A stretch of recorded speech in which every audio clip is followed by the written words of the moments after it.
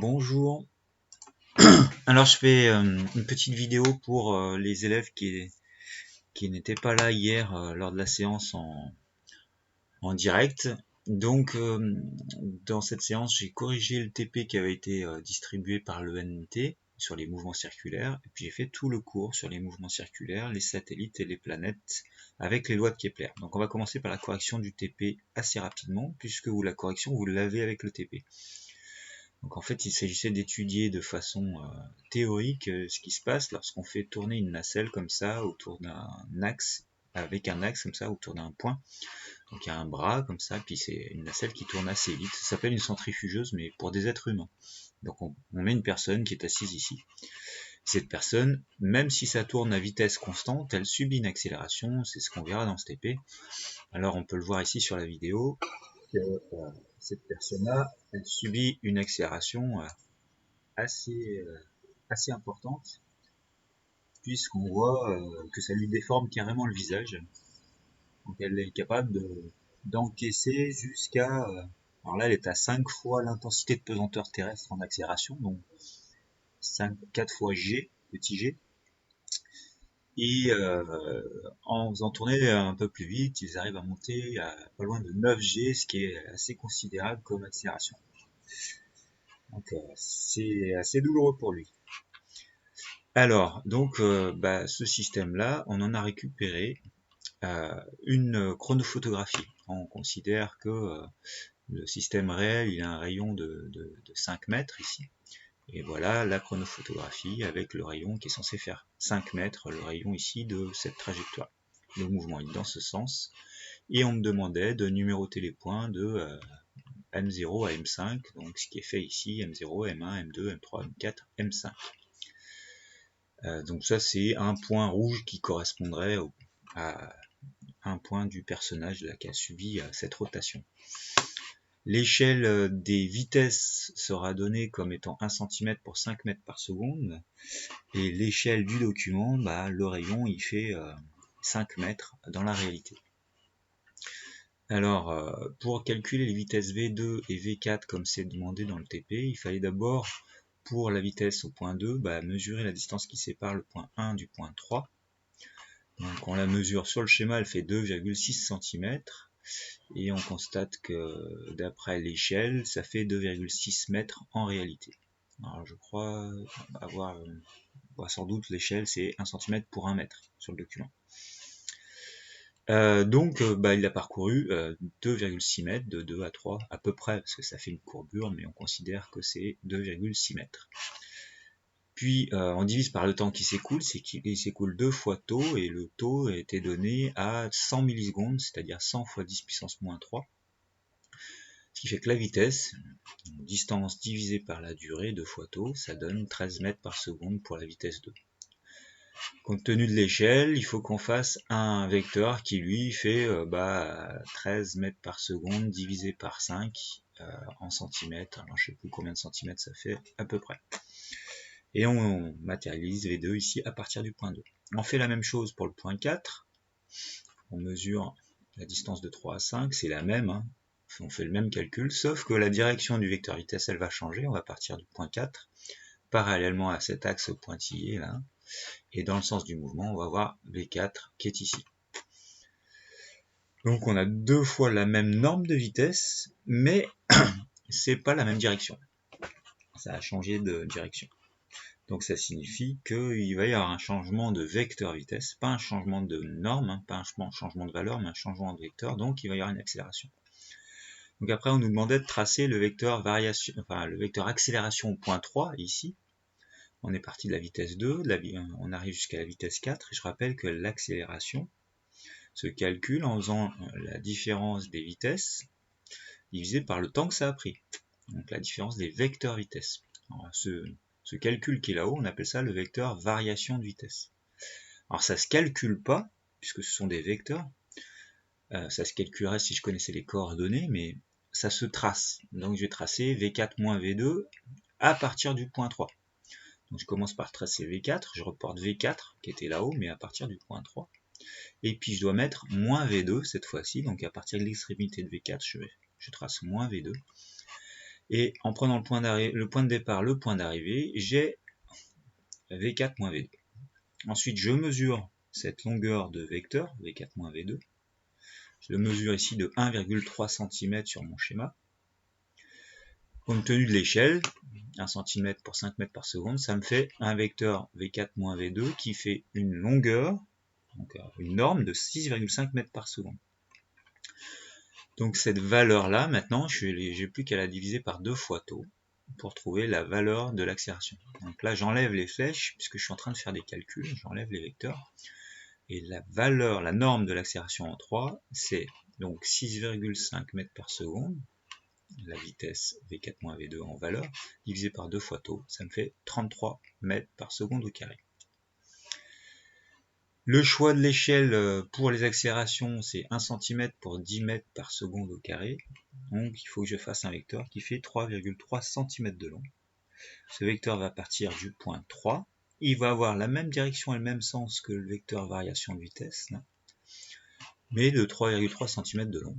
Donc on va avoir ici le vecteur A3, l'accélération A3, depuis le point 3, qui a la même direction, le même sens que le vecteur V4 moins V2, avec une valeur de 33 mètres par seconde au carré, ce qui faisait 3,3 cm.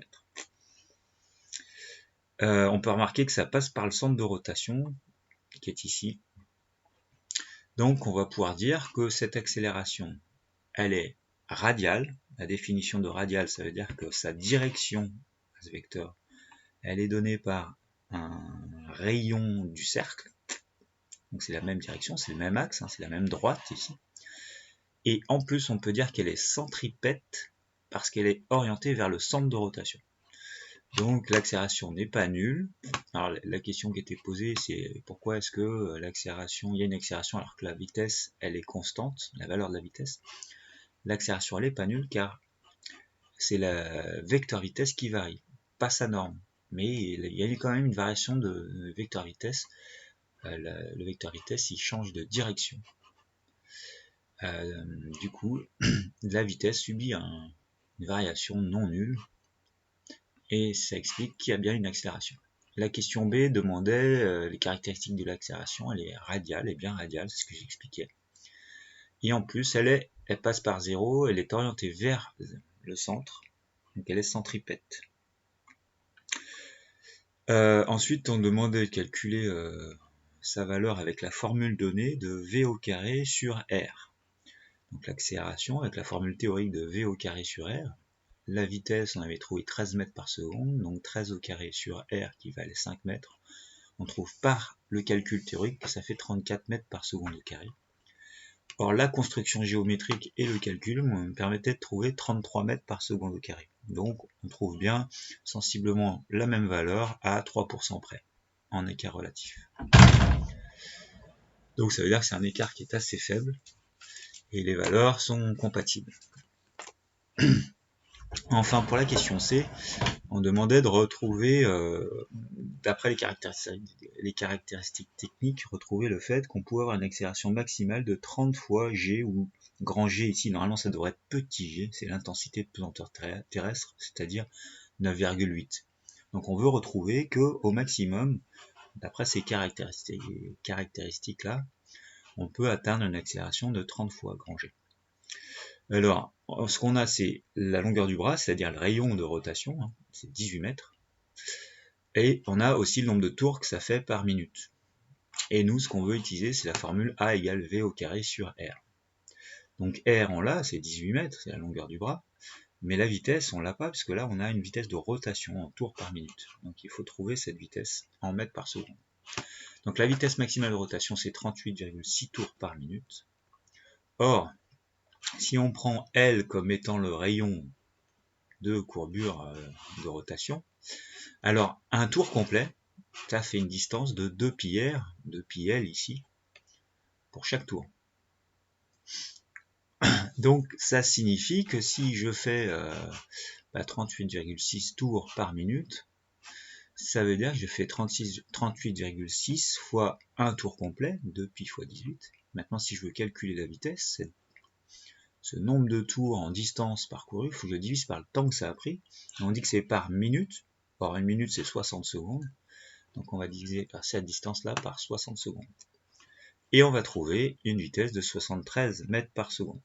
Donc ça, c'est la vitesse maximale que peut atteindre cette nacelle qui tourne à la rotation de 38,6 tours par minute. Maintenant, j'utilise la formule A égale V au carré sur R. V au carré, donc c'est 73 au carré, divisé par R, R c'est 18 mètres. Et je trouve à peu près, à deux chiffres significatifs près, 300 mètres par seconde au carré. C'est-à-dire à peu près 30 G, puisque grand G, enfin le grand G qui est normalement le petit G, vaut presque 10, c'est 9,8. Et 30 fois 9,8, 30 fois 10, ça fait environ 300. Donc on a bien, c'est conforme, hein, on a bien au maximum une accélération qui vaut 30 G. Et puis la dernière question qui était posée, la question C, c'est quel est l'intérêt d'avoir un grand bras, une grande longueur de bras.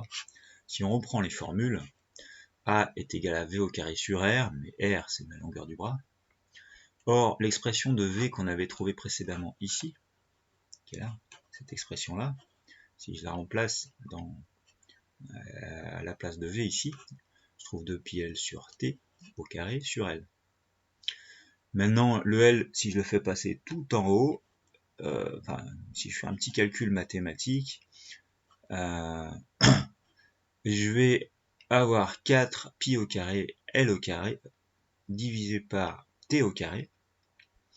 Et puis le L, il se retrouve en dessous, donc il va venir simplifier le L au carré qui était en haut.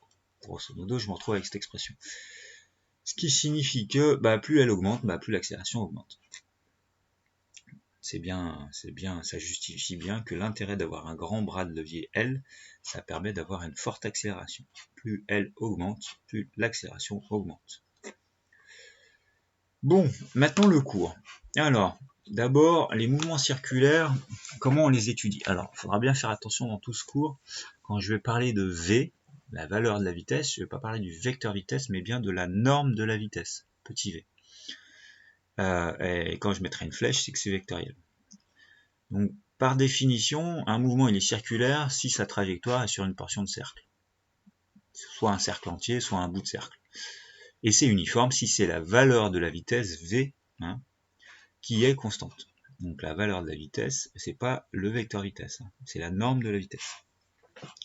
Sinon, si c'est pas le cas, on dit que c'est pas uniforme. Maintenant, comment est-ce qu'on va étudier les mouvements de rotation? Alors les mouvements de rotation, ils vont toujours s'étudier dans un repère bien spécifique qu'on appelle le repère de Freinet. Alors là, il faut bien comprendre ça. Le repère de Freinet, on va le définir ici. Quand on a un système en rotation, donc avec le centre de rotation O, le rayon de rotation R, et puis si c'est un satellite qui a un centre de gravité que je peux noter grand G, qui est ici. Et ça, c'est sa trajectoire. Cette trajectoire, elle peut être, elle est orientée dans ce sens-là pour mon système à moi. Et bien le repère, il va être lié au satellite ici. Donc c'est un repère qui est tournant en fait avec le satellite. Il va avoir deux vecteurs unitaires qui sont UN, ici, le vecteur normal au cercle. Alors normal, ça veut dire perpendiculaire au cercle. Et qui est dirigé vers le centre du cercle. Voilà UN. Ça, c'est un premier vecteur unitaire. Et le deuxième vecteur unitaire, c'est UT. C'est un vecteur qui est tangent à la trajectoire et qui est orienté dans le sens du mouvement. Donc, tangent au cercle et dans le sens du mouvement. Donc là, j'ai les deux vecteurs unitaires. Et si je fais des pointillés, ici, je pourrais avoir mes deux axes. Un premier axe ici, dans mon repère, et ici, un deuxième axe. Plutôt de les appeler X et Y, on peut les appeler l'axe T et l'axe N. Voilà. Et on va raisonner en vecteurs unitaires. On va voir. Ces vecteurs unitaires, je rappelle qu'ils ont une longueur de 1. Donc quand je les mets devant une expression, ils ne vont pas changer la norme. Ils me permettent simplement de donner la direction et le sens du vecteur. Alors dans ce repère de Freinet, l'accélération et la vitesse de n'importe quel mouvement circulaire, donc ça c'est pour tous les mouvements circulaires, Donc pour tout mouvement circulaire,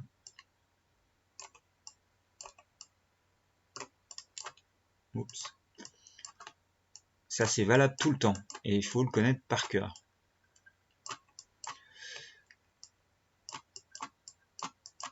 Ouais. Pour tout mouvement circulaire, dans le repère de Freinet, il y a deux coordonnées pour l'accélération. Ces deux coordonnées, elles vont être l'une tangentielle et l'autre normale. Donc on pourra parler de, pour l'accélération, de AT ou de AN, suivant ces deux vecteurs unitaires. La vitesse, on sait qu'elle est toujours tangentielle à la trajectoire qui est ici en noir, donc la vitesse en rouge, elle est toujours sur la tangente. En revanche, l'accélération, elle est vers l'intérieur, mais elle n'est pas nécessairement toujours vers le centre, comme on l'a vu dans le TP. Elle peut être comme ça. Et par définition, dans ce repère de Freinet, l'accélération, le vecteur accélération, il a deux composantes, AT et AN, qui sont, AT, c'est toujours égal à la dérivée de la valeur de la vitesse par rapport au temps, alors que l'accélération normale, c'est celle qu'on a vue, c'est V au carré sur R. Alors on va l'exprimer tout à l'heure. La vitesse, elle a deux coordonnées aussi, qui sont Vt et Vn, dans ce repère avec deux axes.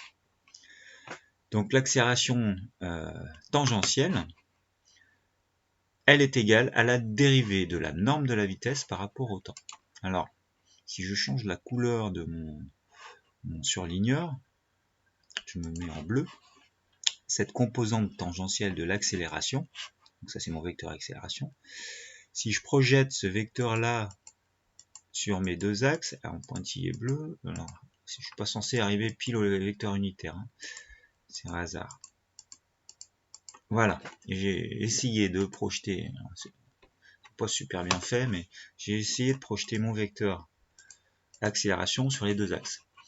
Donc cette longueur que j'ai là, ici, c'est celle qui correspond à l'axe T. Donc elle est suivant le vecteur unitaire UT. Donc là j'ai AT, pardon. Donc cette longueur-là, cette projection-là du vecteur vert, c'est AT. Et puis horizontalement, ici, j'ai AN. Cette longueur-là, c'est AN. Donc celle qui est avec mon curseur qui fait cette longueur ici. Donc par définition, pour tout mouvement circulaire, l'accélération tangentielle, c'est la dérivée de la norme de la vitesse par rapport au temps, alors que l'accélération normale, donc celle qui est ici, cette composante-là, elle est égale à V au carré sur R. Maintenant, quand on regarde la vitesse, comme elle est toujours tangentielle au mouvement, elle n'a qu'une seule composante, c'est sur la tangente. Donc elle vaut V, l'intégralité de la norme du vecteur vitesse est sur cet axe tangentiel, elle est suivant le vecteur unitaire UT.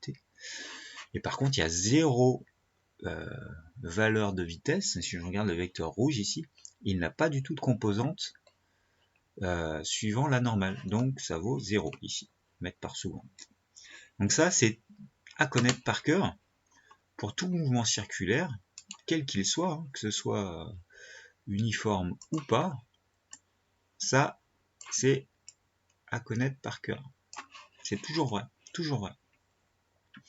Maintenant, le cas des mouvements circulaires uniformes.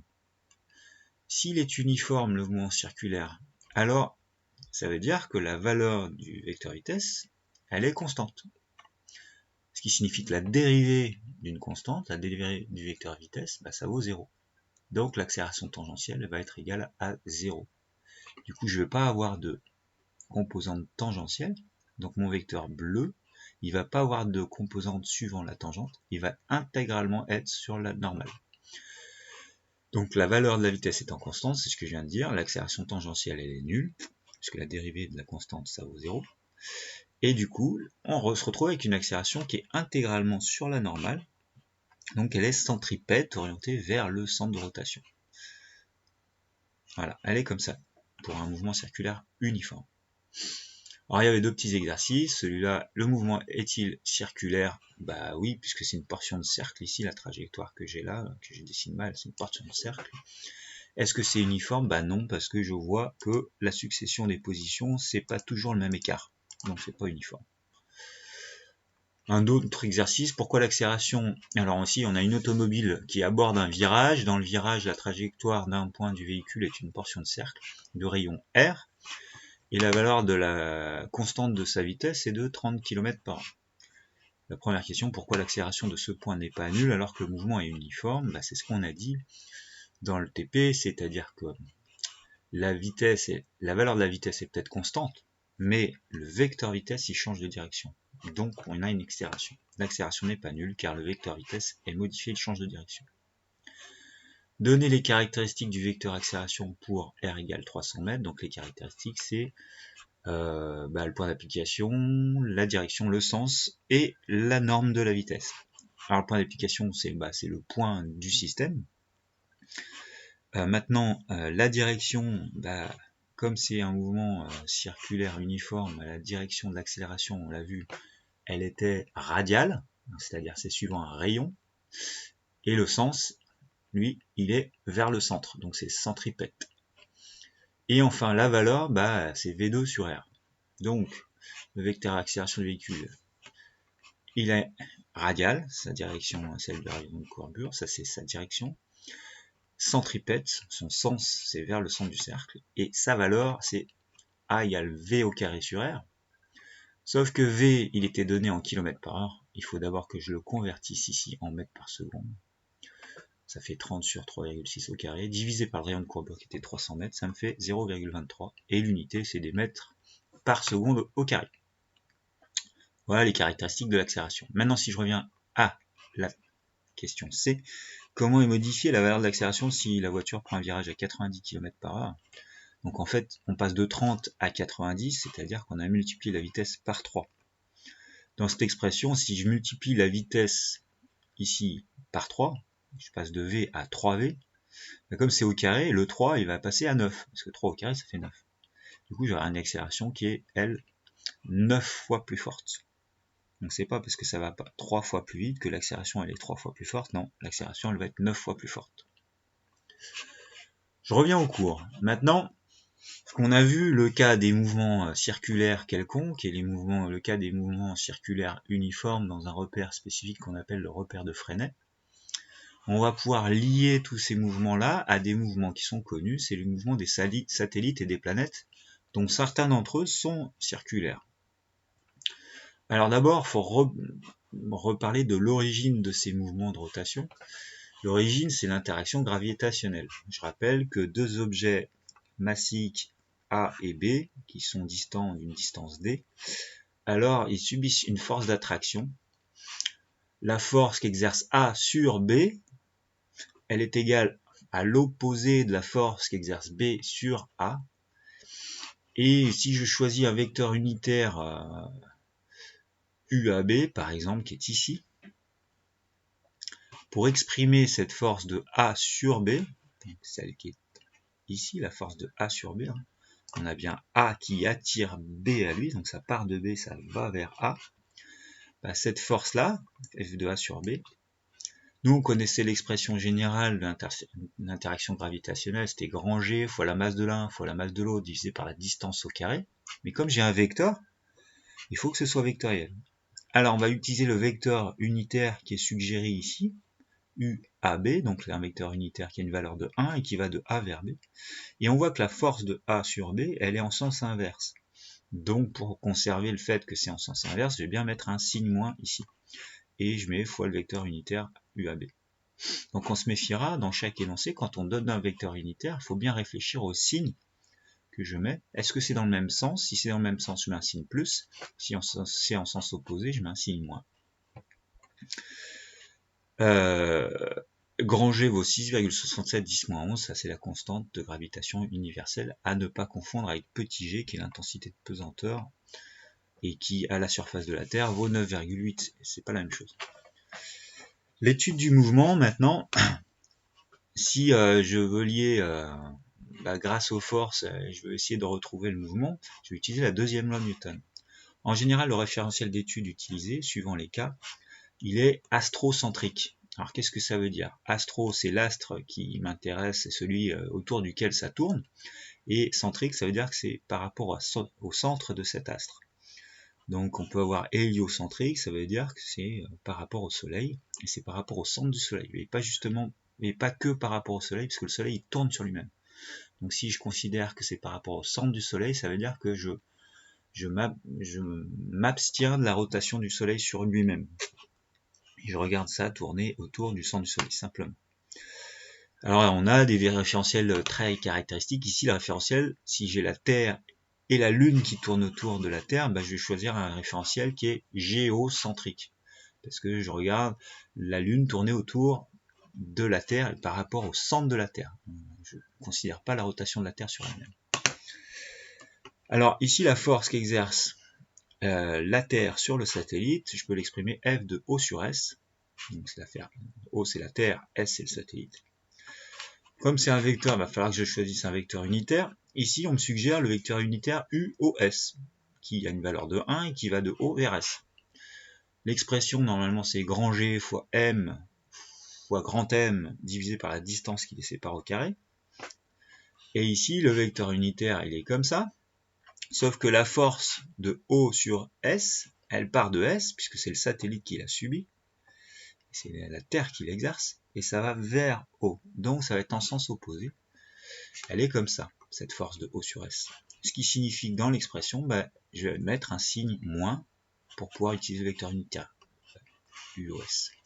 Donc je vais avoir moins grand G fois la masse du satellite, petit m, fois la masse de la Terre divisé par la distance qui les sépare au carré. Et cette distance, c'est le rayon de courbure ici. Le rayon de courbure, c'est cette distance-là qui est ici. Donc de centre à centre. Dans le repère de Freinet, cette force-là, en fait, elle est intégralement sur UN, sur le vecteur UN. Mais elle est dans le même sens que le vecteur UN. Donc, si je raisonne dans le repère de Freinet, je ne vais pas avoir besoin de signe moins. Et je vais dire que la force de O sur S, elle a deux composantes, une normale et une tangentielle. La force tangentielle vaut 0, puisque j'ai rien tangentiellement. Et la force normale, elle vaut toute cette expression avec un plus. Mais je ne mets pas de vecteur unitaire, puisque là je parle des coordonnées. Donc ça sous-entend que c'est 0 fois UT plus G fois petit m fois grand M sur R au carré fois UN. Et je le mets sous forme de coordonnées comme ça. La deuxième loi de Newton, qu'est-ce qu'elle me permet de dire? Dans ce référentiel qui est bien galiléen, on va pouvoir dire que la somme des forces extérieures est égale à la masse fois l'accélération, sauf que la somme des forces extérieures se résume juste à la force de O sur S. Du coup, la masse du satellite fois son accélération est égale à la force d'attraction de O sur S.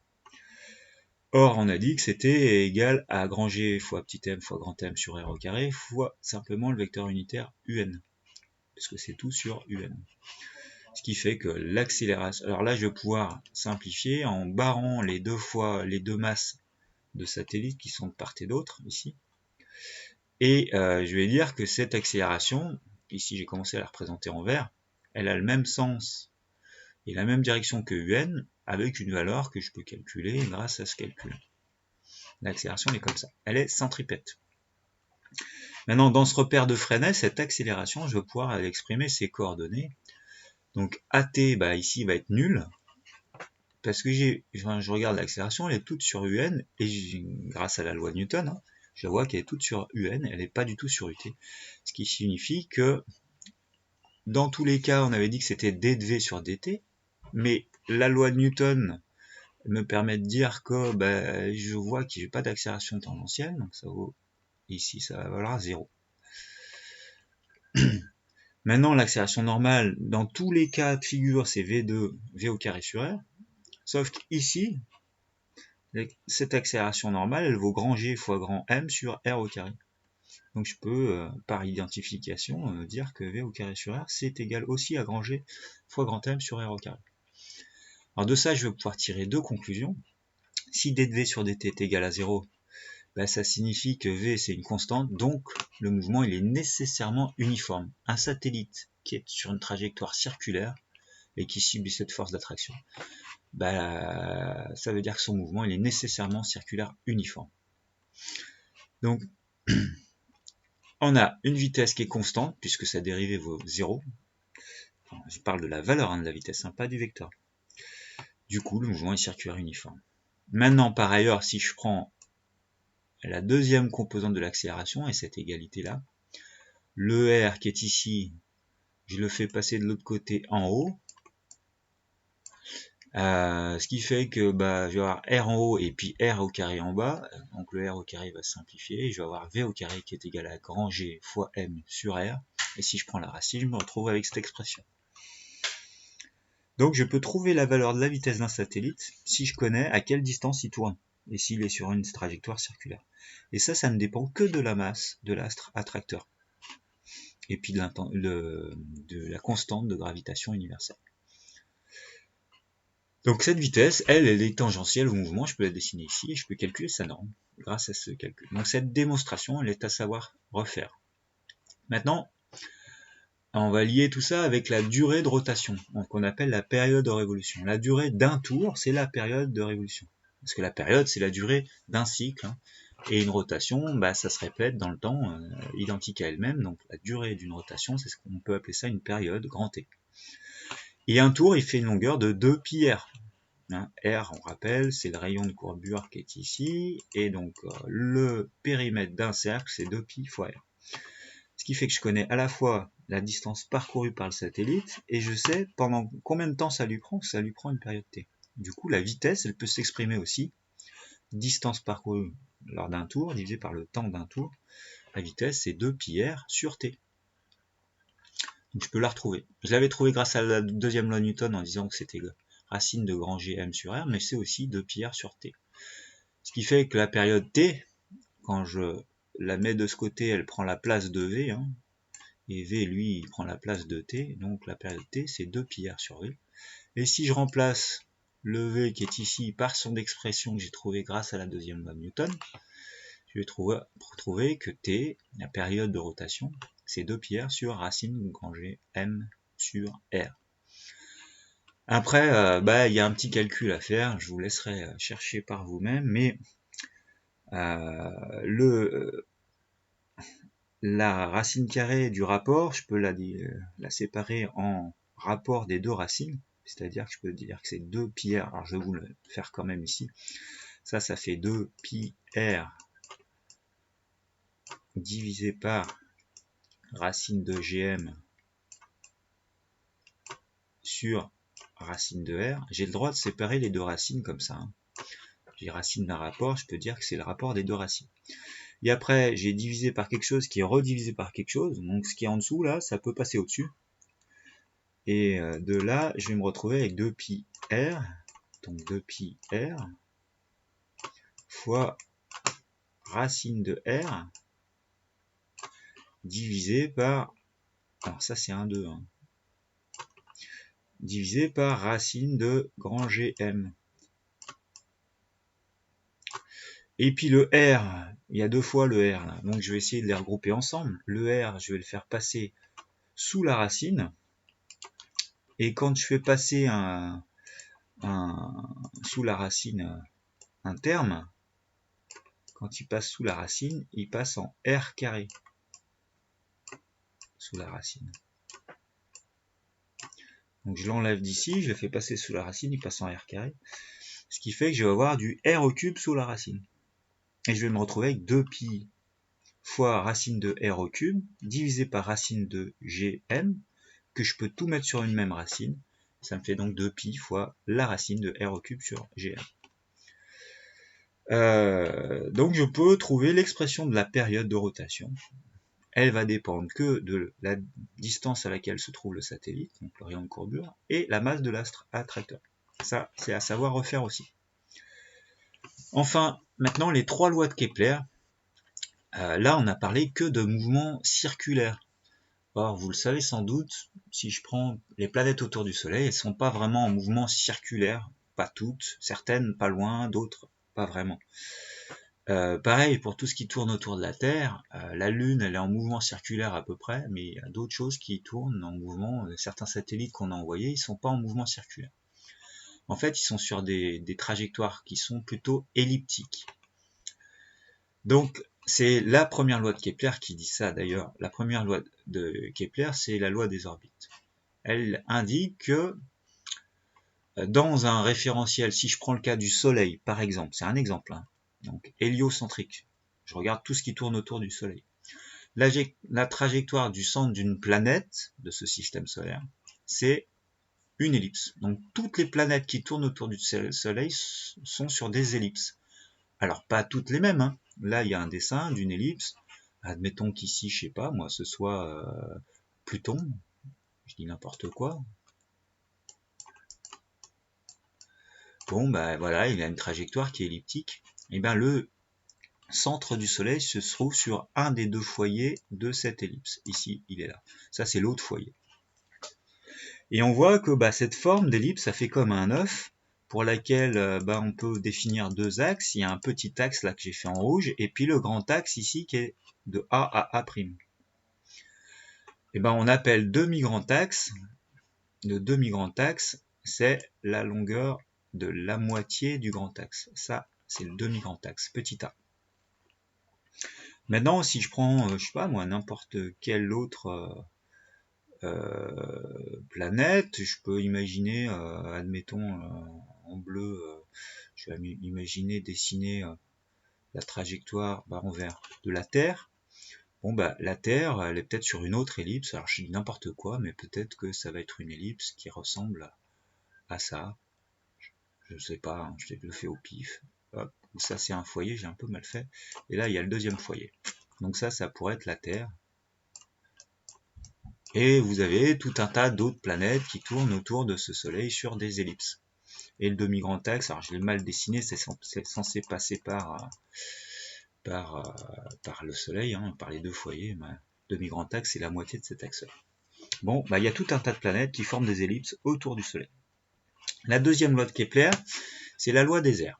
Alors, qu'est-ce qu'elle dit? Si je prends le segment qui part du Soleil et qui va jusqu'à la planète, qui décrit une ellipse. La planète, elle tourne sur une ellipse. Alors, cet axe, ce segment-là, il décrit des aires égales, donc des surfaces égales, pendant des durées égales. Donc, si on fait un petit dessin, ici, admettons, je sais pas, c'est Pluton, là, le P, là.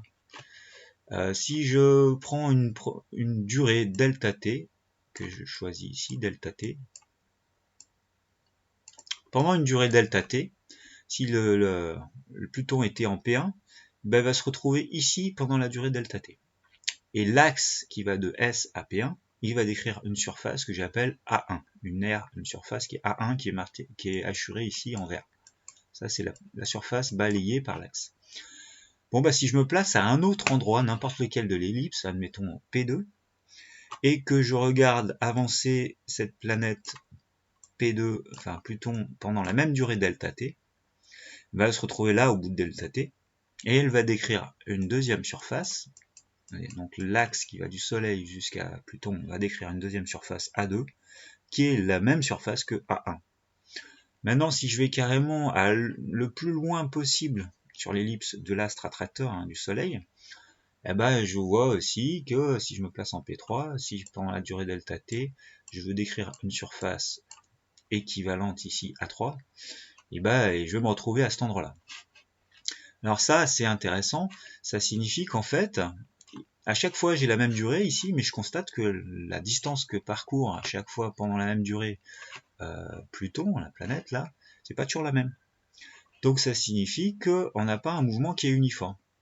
Quand je me rapproche du Soleil ici, ça va plus vite, et quand je m'éloigne ici du Soleil, ça va plus lentement. En gros, le mouvement, si vous regardez mon curseur, il accélère ici, puis il ralentit là, et il accélère ici, puis il ralentit quand il arrive au loin. Il accélère et il ralentit. Donc plus je suis proche de l'astre attracteur, plus c'est rapide.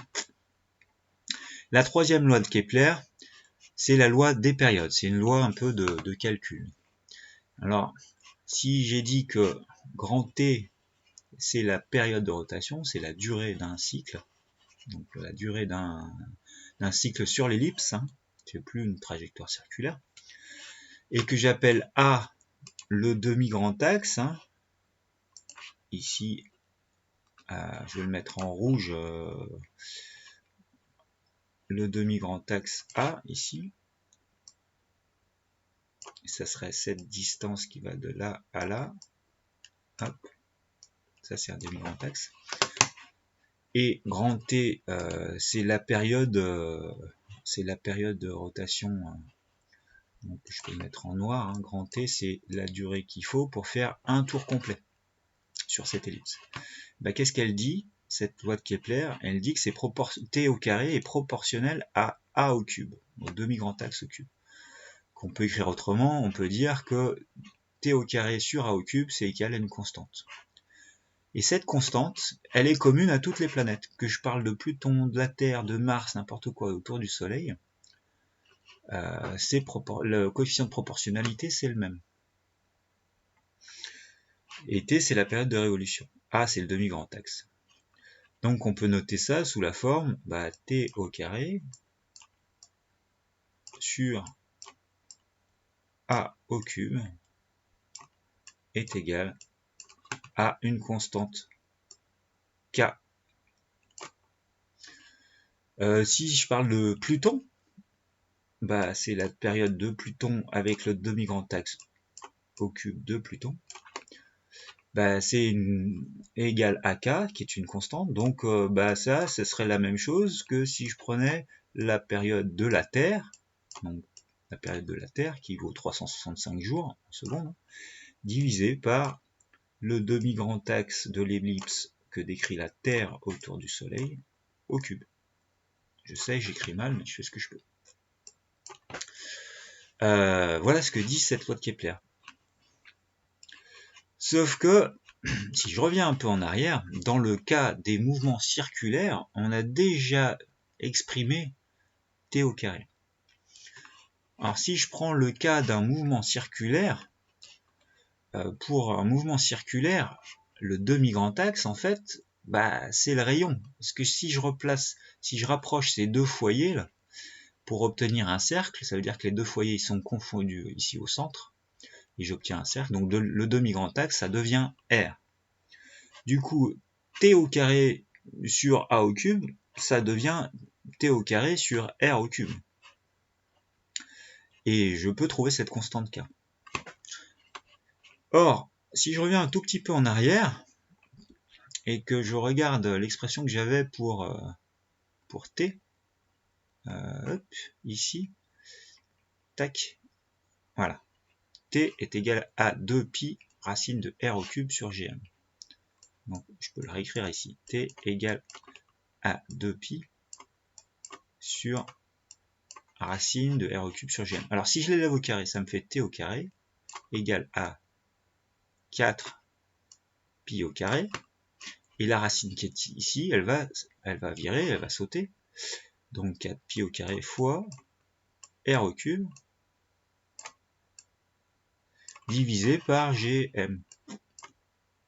Donc la racine a sauté. Maintenant, si je veux isoler T au carré et R au cube, il me suffit de